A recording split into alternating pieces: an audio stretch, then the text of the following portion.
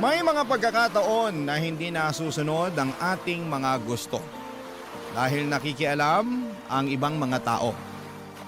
Para sa iba ay mas maganda ang sinasabi nila, ikaw kabarangay, susundin mo ba ang sinasabi nila? O mas tiwala ka sa sarili mong pasya?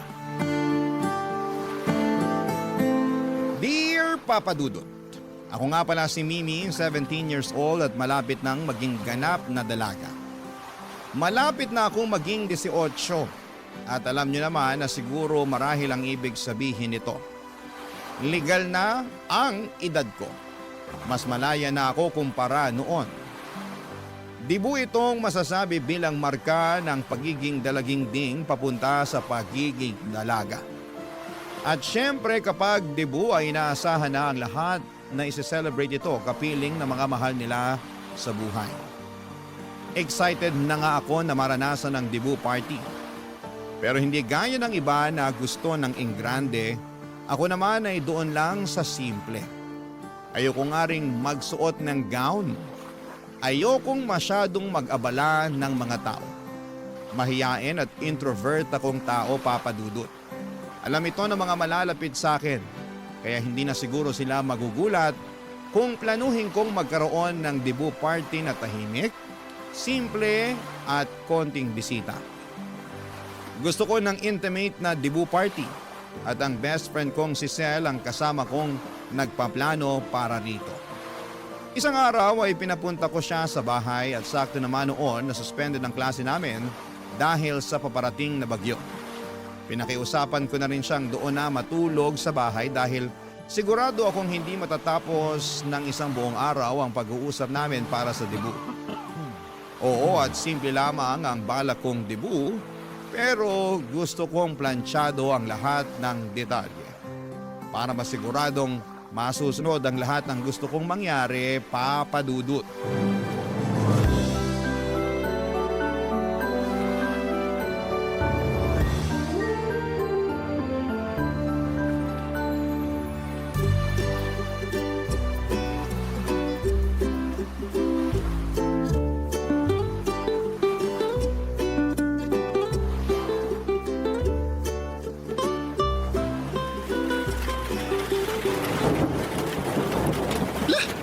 Bigla naman bumuhos ang ulan, dumating na ang bagyo.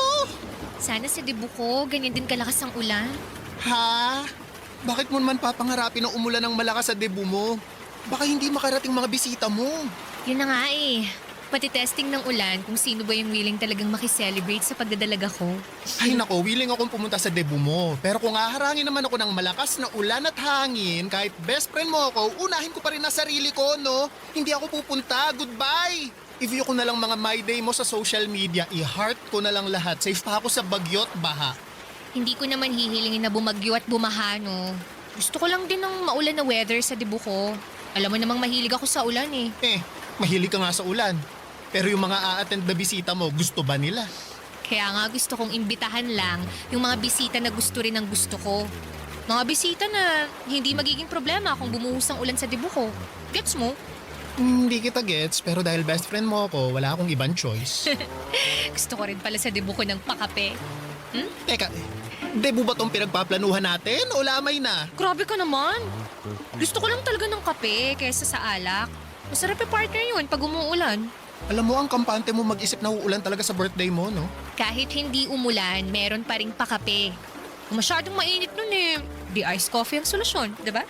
O bukod sa burol-themed party, ano pa bang gusto mong ganap, ha? Ayoko ng 18 roses tsaka 18 candles. Bakit?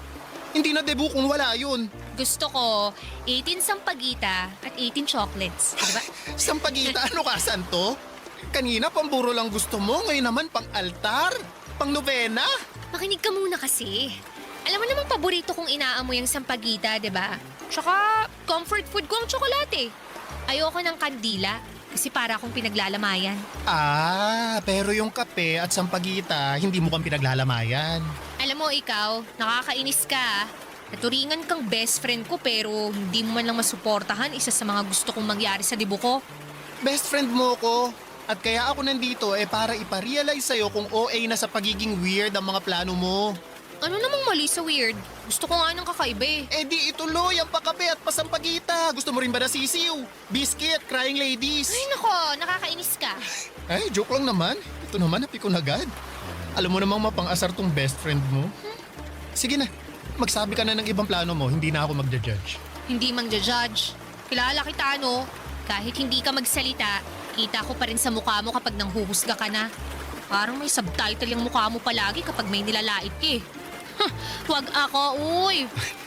Alam mo naman na palang ganito ako, tapos sa akin ka palalapit para dyan sa mga weird na plano sa debut mo. Bakit naman kasi ikaw pa tong napili ko maging best friend eh? Ay, wow ah! Umuwi na lang kaya ako, no? Bakit?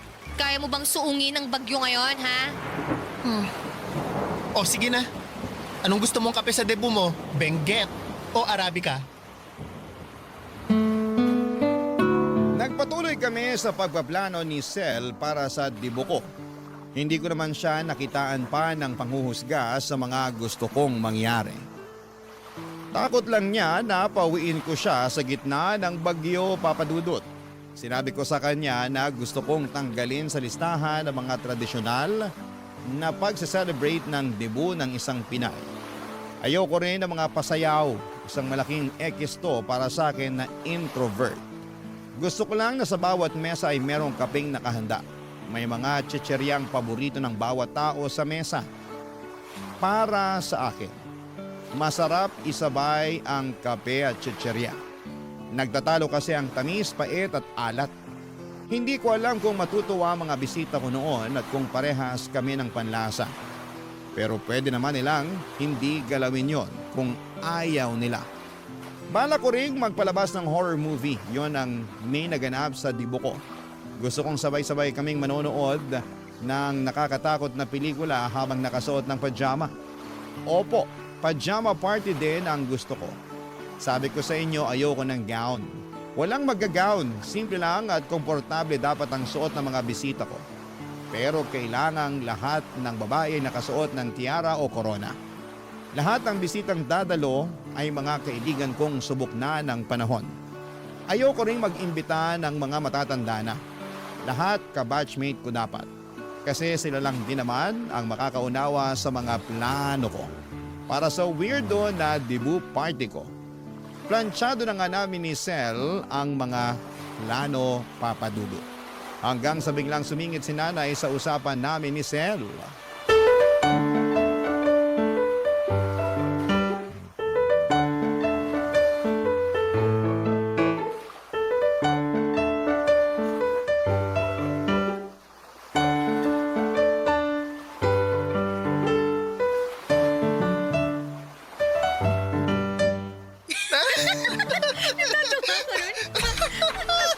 Oh, ay, mukhang busy kayong dalawa. Eh, hindi naman masyado, Nay. Inaayos lang namin yung listahan ng mga bisita para sa dibuko. Sinama mo ba sa listahan si Cap? Yung kapitan po ng barangay natin? Ay, alam nga naman kapitan ng barko, ikaw talaga Mimi. Bakit ko po siya iimbitahan? Eh, hindi ko naman po siya kilala. Ang gusto po ni Mimi tita ay yung mga ka-close niya lang po ang maimbitahan sana. Ay, di i-close niya si kapitan. Simulan mo nang makipaglapit sa kanya, Mimi, bago ang debut mo. Para naman kapag may ayuda sa barangay tayo ang mauna sa pila. Ganun ang ginagawa ni Kumaring Lita. Ay, oo nga pala. Imbitahan mo si Kumaring Lita ko, ha? Malakas ang kapit nun sa munisipyo. Makakatulong siya sa atin sa mga permit na ganyan. Nay, ayoko po kay Aling Lita. Alam niyo namang lagi ako nung pinapahiya sa tuwing bumibili ako sa store niya eh. Mukha na raw akong 30. Ang aga ko raw nabulok. Ay, sinabi niya rin sa'yo yun? Ganon din ang sinabi niya sa akin eh.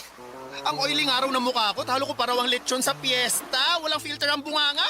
Abay, bakit ba kayo nasasaktan sa mga sinasabi niya? Totoo naman na magayos ka rin kasi, Mimi, para hindi ka nagmumukhang trentahin. Hindi mo naman siguro ikamamatay kung gagamit ka ng lipstick o magpapakulay ka ng buhok. At ikaw naman, Sel, magkano lang naman ang pulbo sa tindahan? Gumamit ka no, para hindi ka nagmamantika. Aray, grabe naman si tita. Abay, wala rin filter ang bunganga ko. Pero lahat ng lalabas sa bibig ko makakatulong sa inyo. Kaya ikaw, Mimi, makinig ka sa mga payo ko, ha? idagdag mo na sa listahan si Kap at Kumaring Lita. Magpapasalamat ka sa akin balang araw kapag sila ang ginawa mong backer kapag may kailangan tayo. At saka yung si Kap, magpapahiram yan ng mga, monoblock na upuan at mesa. Magagamit natin yun sa multipurpose hall sa barangay. Malay mo, mag-donate din ng mga tolda. Multipurpose hall? Oo, ay doon natin isi-celebrate yung debut mo. Ano ka ba namang bata ka?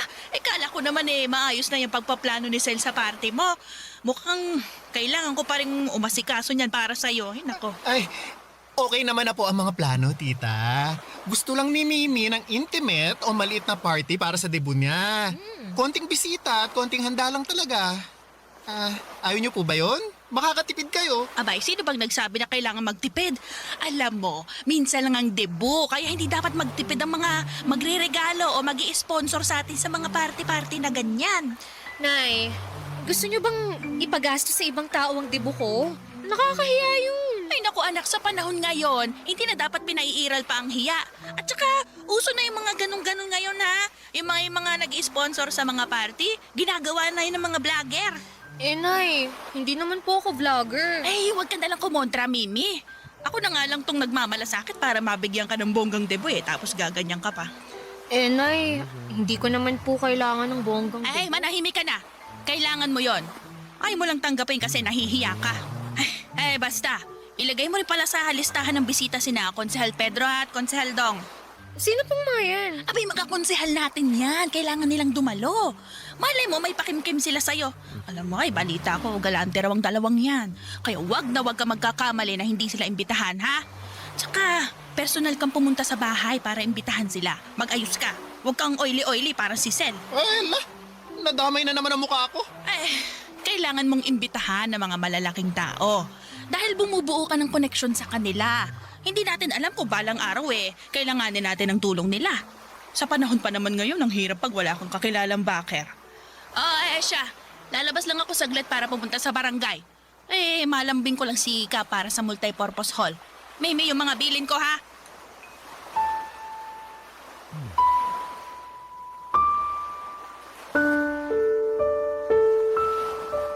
Hindi na ako hinayaan ni nanay na depensahan ang mga plano ko para sa debut ko.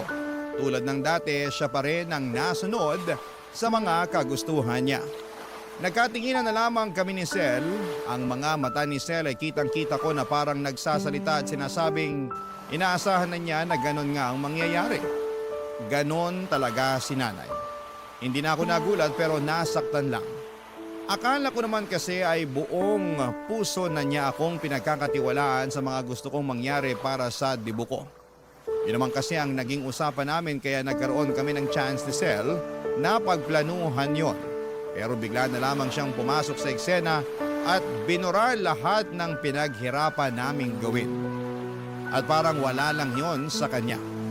May pagka-controlling si nanay, sa bahay namin siya lang ang batas. Kami ni tatay tahimik at taga-sunod lamang niya. Hindi po kami mayaman, papadudot, yon ang sigurado ako. Kaya nga gusto ko lang ng tahimik at simpleng selebrasyon para sa debut ko.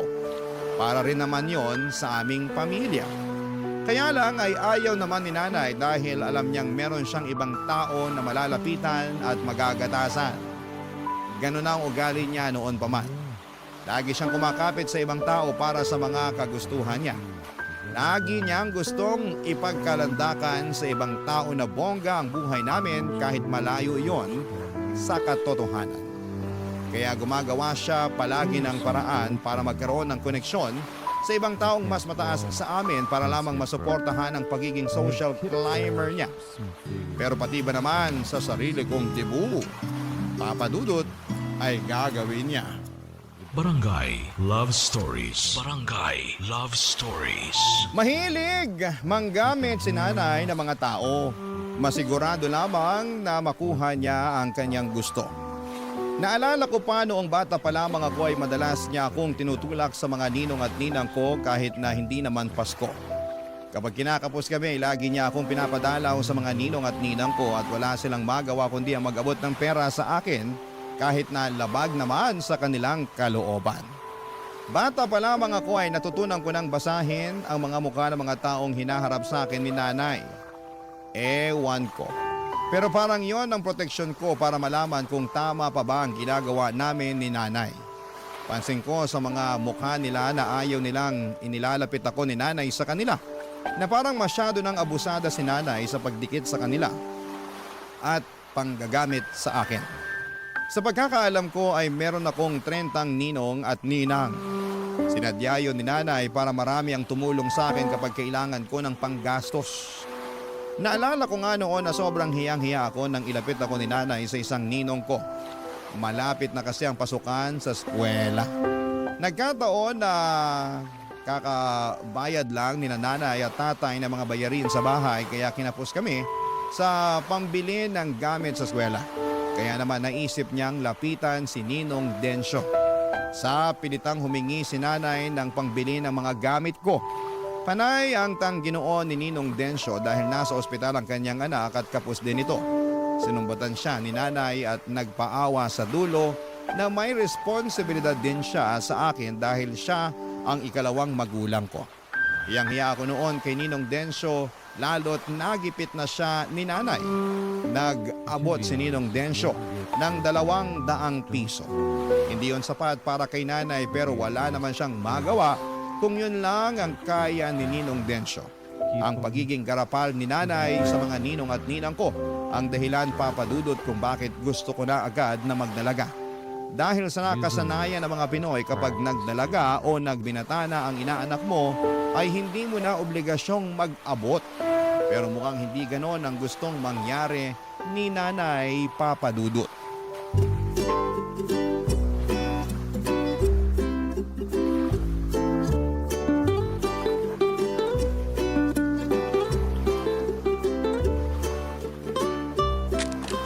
Nay, talaga bang tutuloy tayo sa bahay ni Ninang Shawi? Abay, oo naman. Bakit naman tayo aatras? Andito na tayo, oh. Kumatok ka na. Dali mo. Nay. Ay, talaga namang ikaw bata ka, oh. Tanggalin mo na nga yung pagiging mahiyain mo. Wala kang mapapala kung uugaliin mo yan hanggang pagtanda. Patok na.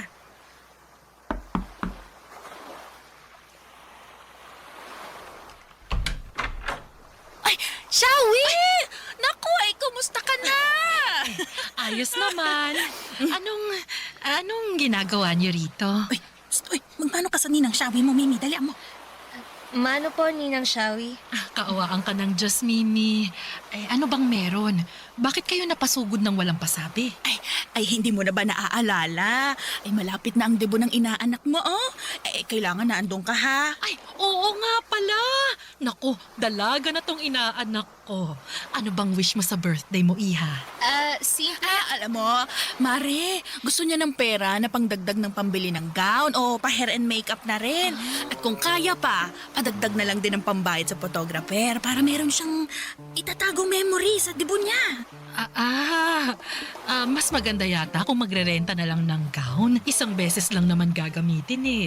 Hindi practical na bumili. Gusto mo bang mawalan ka ng space sa cabinet mo, Mimi? Oo nga po Ay, okay lang naman din ang renta. Pero magkano ba ang willing mong ibigay na cash sa inaanak mo? Para naman matansya namin kung paano ibabudget yung gagastusin sa debo. Teka.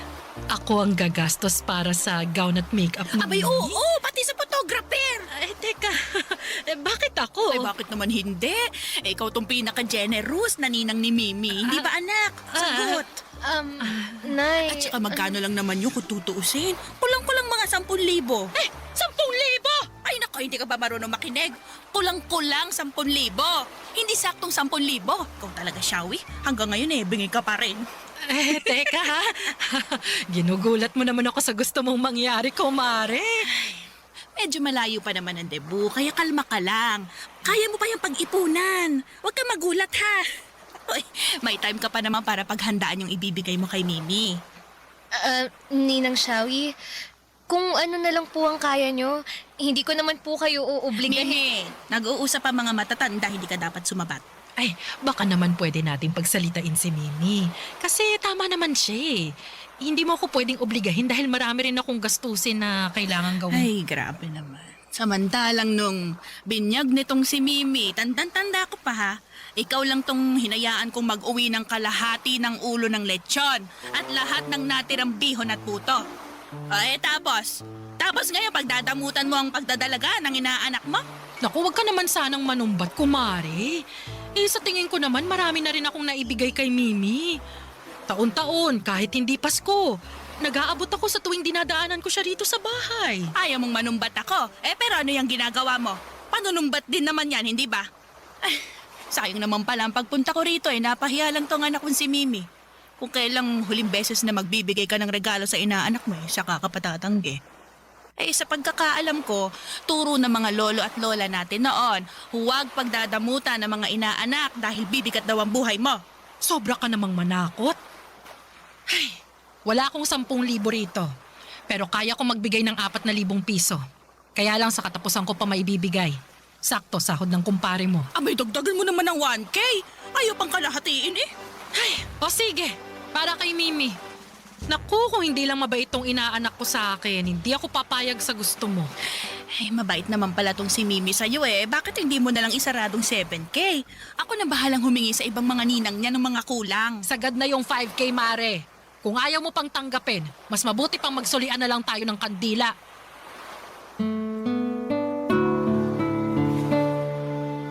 Kung hindi nagalit si Ninang Shawi ay baka pinilit pa ni Ninang na makipag-areglo ng 7,000 regalo para sa akin.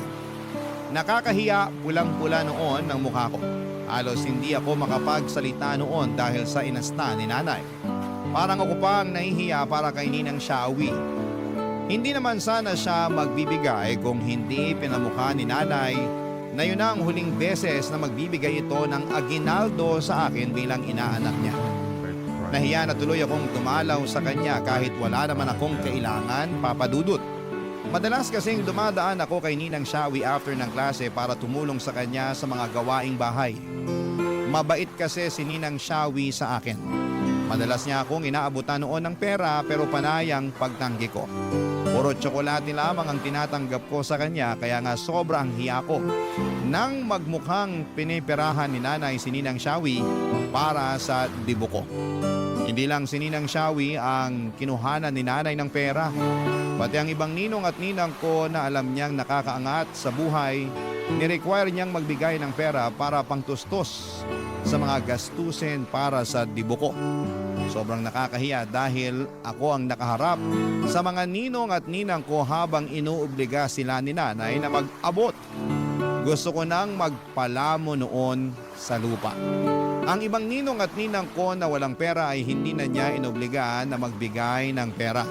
Alam naman daw niyang magsasayang lamang siya ng oras sa paghingi. Pero siniguro niyang hindi sila invited dahil wala silang ambag para sa dibo ko.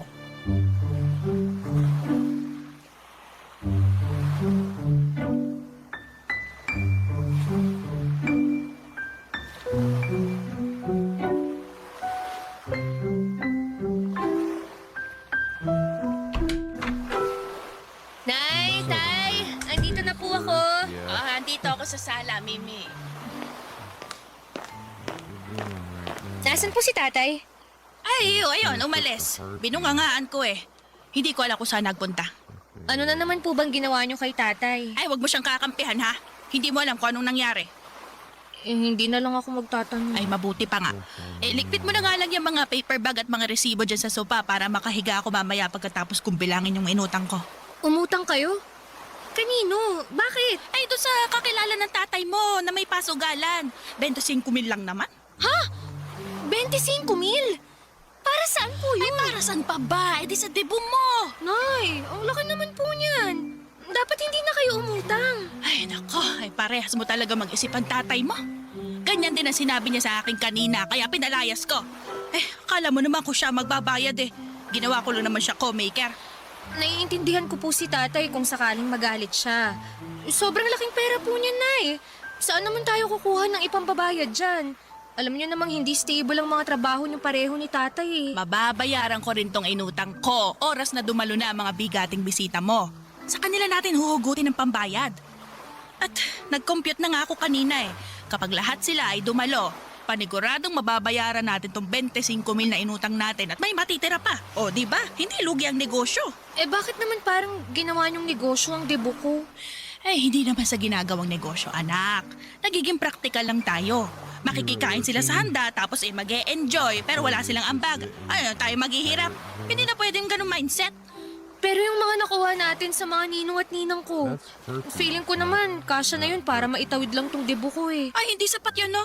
Itatabi ko yun para sa emergency.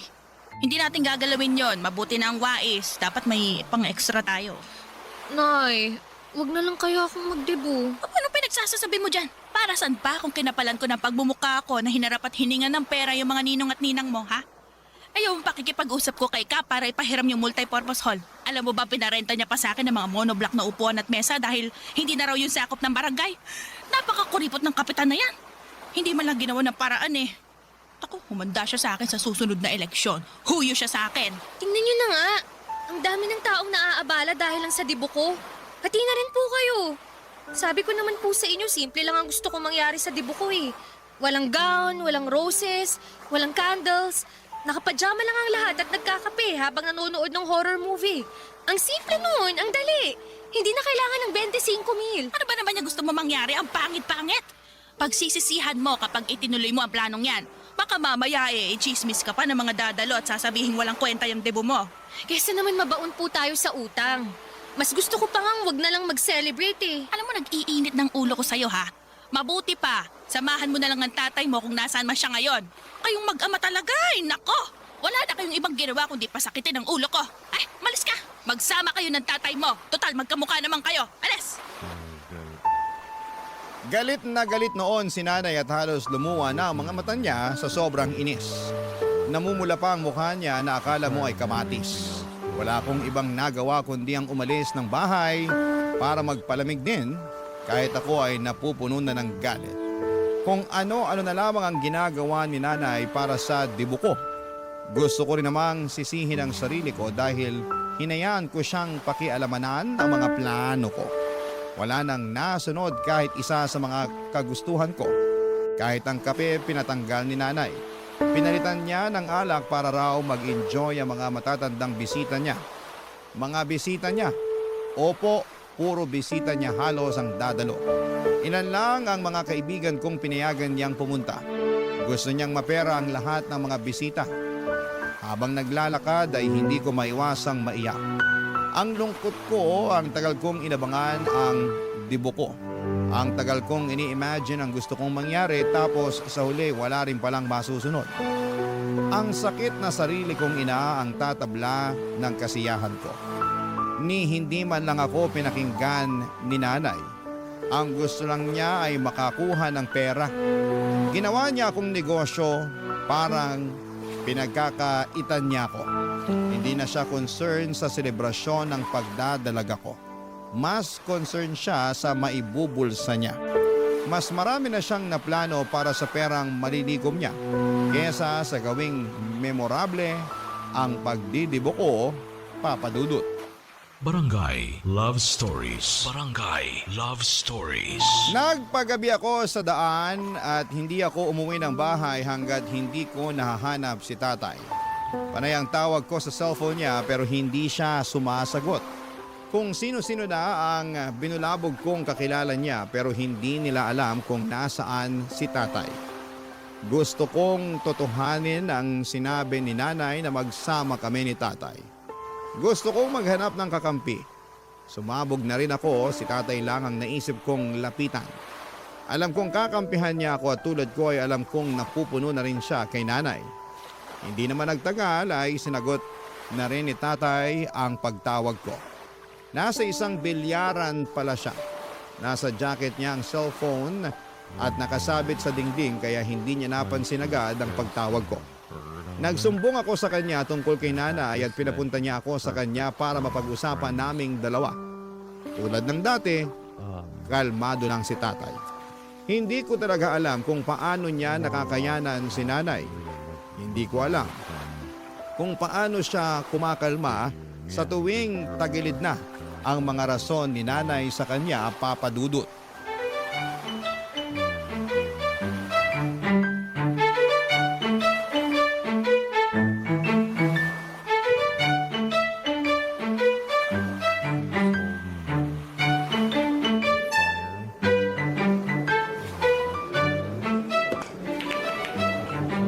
Kumusta nanay mo?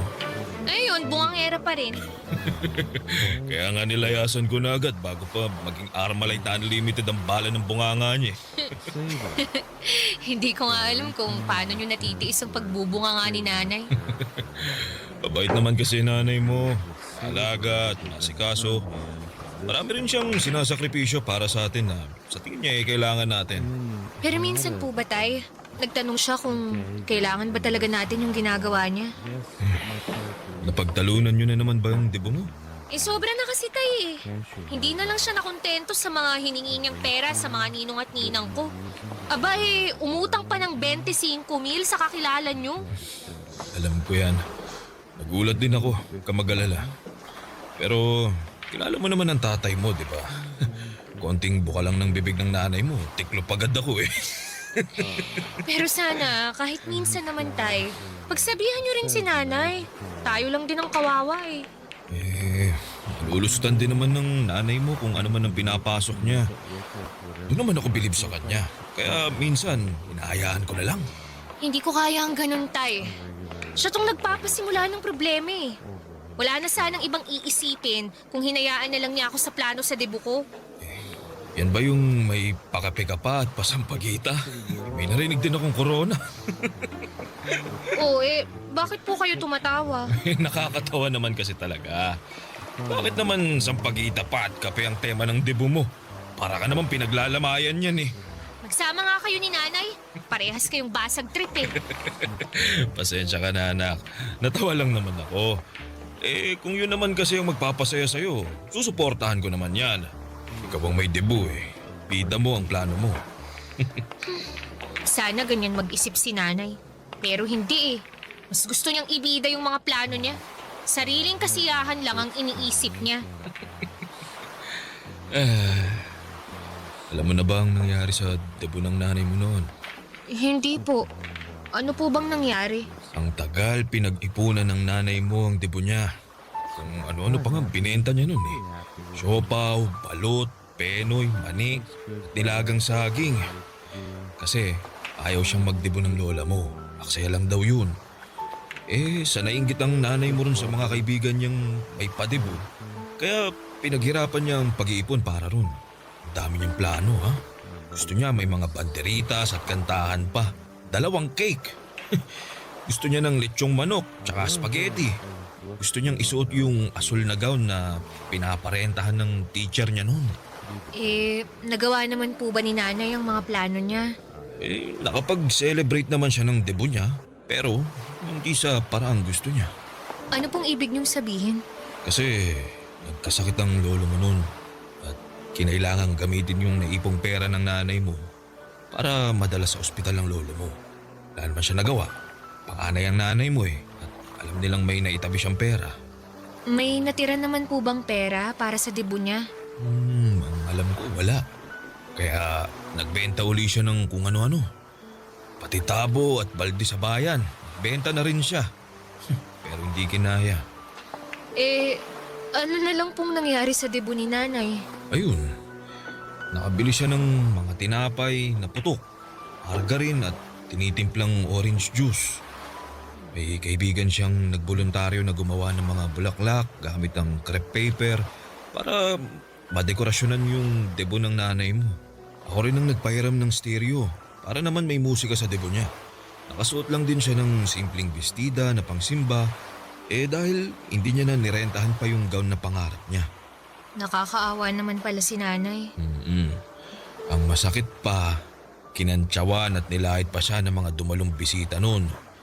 Pinagchismisan ng ilang araw sa barangay namin yun. Kikikain na nga sila, ganun pa gagawin nila. Kaya nalungkot ang nanay mo nun. Halos di lumabas ng bahay yun. Kaya sana maintindihan mo anak kung bakit ganun kagusto ng nanay mo na maibigay sa'yo ang engranding debo. Dahil siguro kahit man lang sa'yo maranasan niyang matupad ang minsang pangarap niyang selebrasyon. Nalungkot ako sa mga nalaman kong nangyari kay nanay noon, Papa Dudut.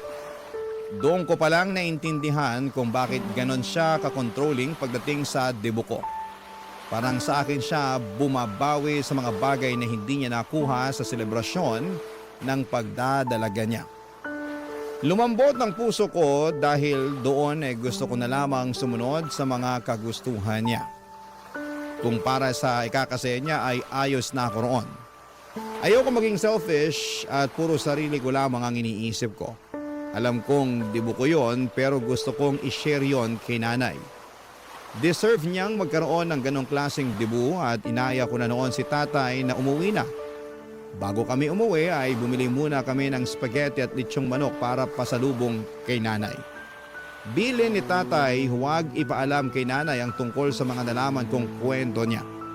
Sa pagdaan ng mga araw ay hinayaan kong si nanay ang mag-ayos ng dibu ko. Lahat ng ginagawa niya, oo na lamang ang sagot ko.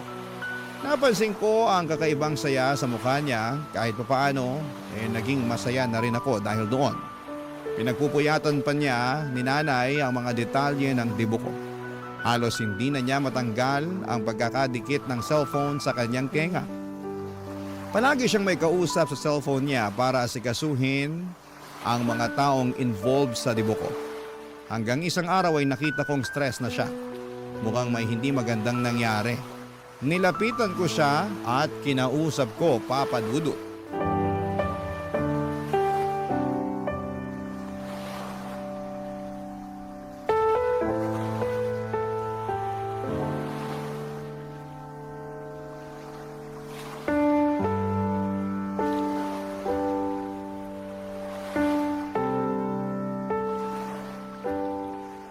Buisit! Buisit! Buisit! Nay, ayos lang po ba kayo? Obvious ba? Siyempre hindi. Subukan niyo pong kumalma. Ano po bang nangyari? Hindi ako kakalma kapag ganitong binibwisit ako ng mga bisita mo. Bisita? Ano po bang ginawa nila? Pinag-aksayahan ko lang sila ng laway at oras. Akala ko pa naman dadalo sila. Tapos kung kailang 2 araw na lang bago ang debut mo, saka sila magsasabay na hindi na lang daw pupunta. Hayaan niyo na po. Baka may importante lang silang lakad. Baka may emergency. Importanteng lakad, emergency. Ayaw lang nilang makisali sa 18 Blue Bills at 18 Gadgets. Kaya pala mainit ang ulo niyo. Aba, talagang iinit ang ulo ko. Nalista ko na lahat ng pera na makukuha natin sa debut mo Kasyang-kasya na yon para sa ibang gastusin at ibang kailangan natin pagkatapos ng debut. Tapos bigla sila mag-aatrasan. Alam mo bang 2 na lang ang natira sa 18 Blue Bills? At least po, may natira pa. May 2,000 pa tayo, di ba? Sa tingin mo ba sapat ang 2,000 na malilikom natin? Naku, nakakahiya to kapag nalaman ng mga dadalo. I-announce pa naman ang lahat na mag-aabot ng 18 Blue Bills. Pagtatawanan lang tayo kapag nalaman nilang 2 lang ang magbibigay. So wala naman po tayong magagawa kung ayaw talaga nilang magbigay At isa pa yung mga inatasan ko na magbibigay ng 18 gadgets. Mga damuho! Nung tinanong ko ba naman kung anong ibibigay nilang gadget bigla nagsabi na charger, mumurahing power bank, tig 150 pesos na earbud, at meron pang isang syusyonga-syunga na magbibigay ng extension cord. Hindi ko naman po kasi kailangan ng gadgets, Nay. Alam niyo namang wala akong kahilig-hilig dyan Kung wala kang hilig sa gadgets, ako gusto ko. Umaasa ako sa cellphone o mamahaling power bank man lang sana para maibenta natin. Wag na po yun, Nay. Tsaka, di ba, meron pa rin namang ibang bisita na nag-promise na magbibigay ng regalo? Ay nako, wala akong tiwala sa mga yon. Baka sardinas lang at mag ang ibigay nila. Ayoko nang umasa. Ay, nako, mga buwisit sila. Ang tagal ko silang kinausap, kinumbinsi ko isa-isa. Hindi na ako nakakakain sa tamang oras at hindi ko na rin nagagawa ang mga sideline ko para lang masiguro na magiging perpekto ang debut mo. Nay, hindi ko naman kailangan ng perpektong dibu Alam niyo naman na kahit saang selebrasyon pa yan, meron talagang mga hindi nakakapunta at hindi nasusunod. Pero pwede pa rin namang maging masaya kahit ganun pa ang mangyari Ako? Hindi ako magiging masaya kapag hindi nasunod ang plano. Naranasan ko na yan noon at ako na nagsasabi sa'yo na ko, Mimi, hindi masaya yon. Ang sakit na mapahiya ka sa mga tao na umaasa na makakapaghanda ka ng masarap. Na merong musika, na mang-aaliw sa mga bisita, may cake, may banderitas. Ang sakit mapag-usapan na ang pangit ng pagsalubong ng pagdadalaga mo. Hindi naman masama kung tinapay at juice lang ang maihanda sa dibu ko Tulad ng nangyari sa inyo. Basta ang importante sa akin, andun po kayo ni tatay. Sabay-sabay tayong kakain ng putok na tinapay at tinimplang orange juice. Hindi! Hindi pwede! Kailangan masagana ang handa mo. Hindi pwedeng i-chismis ka ng mga bisita pagkatapos. Hindi ko papayagang mangyari yon. Eh kahit naman po masarap ang handa natin, sigurado namang may sasabihin ng ibang tao. Masanay na tayo. Kaya nga ang sinasabi ko sa inyo, piliin nating mabuti ang mga bisita natin. Para hindi tayo makarinig ng hindi maganda. Kasi pupunta sila dahil mahal nila tayo. At hindi dahil sa handa natin. Pero gusto kong bigyan ka ng debut na hindi ko naranasan noon, anak. Gagawin pa rin naman po natin ang nasa plano nyo. Ayos lang po ako ron. Pero huwag sasama ang loob natin, Nay, kung may mga hindi dadalo o hindi masusunod. Kung sakaling kulangin pa rin ang inaasahan yung pera na iaabot nila, di pagtsagaan na lang natin. Nay, alam mo namang hindi mayayaman ng mga kamag-anak, kaibigan at ibang kakilala natin. Ang hirap namang ipilit sa kanila na ibigay yung mga bagay na hindi nga nila kayang ibigay para sa sarili nila.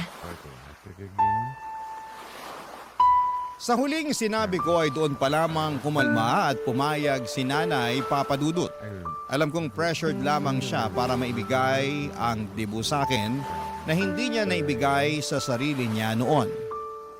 Hinayaan na lamang niya ang mga bisita niya na nag-cancel sa 18 blue bills at 18 gadgets.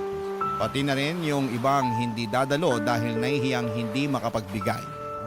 Ayos lang naman sa akin kahit wala silang maibigay pero ayoko na rin silang pinitin na pumunta kung hindi sila komportable na gumalaw sa debut ko dahil lamang wala silang naibigay. Nirespeto ko kung anuman ang desisyon nila. Doon pa rin kami sa multipurpose hall. Konti lang ang mga upuan at mesa na nirentahan namin dahil nga konti lang din ang dumalo. Hinayaan na rin ni Nanay na tuparin ko ang ibang mga plano ko. Natuloy ang pakape, pasampagita at panonood ng horror movie sa dulo ng selebrasyon ng debut. Hinayaan na rin niya akong magpalit ng pajama bago matapos ang debut ko. Sinurpresa ko nga rin siya ng spaghetti, lechong manok, potok na tinapay at orange juice. Galing ang gasto sa inipon kong pera. Regalo ko yon para kay Nanay para sa efforts niya sa debut ko. At syempre gusto kong mabago ang pananaw at tingin niya sa putok na tinapay at orange juice na nagdulot ng lungkot sa kanya noong debut niya. Gusto kong sa pagkakataong yon ay magkaroon na siya ng masayang alaala sa tinapay at orange juice. Hindi man mabura ang naging alaala ng mga yon sa nakaraan niya. Pero ang importante, matatabunan na yon ang magandang alaala sa kasalukuyan. Maraming salamat po sa pagbasa ng aking liham.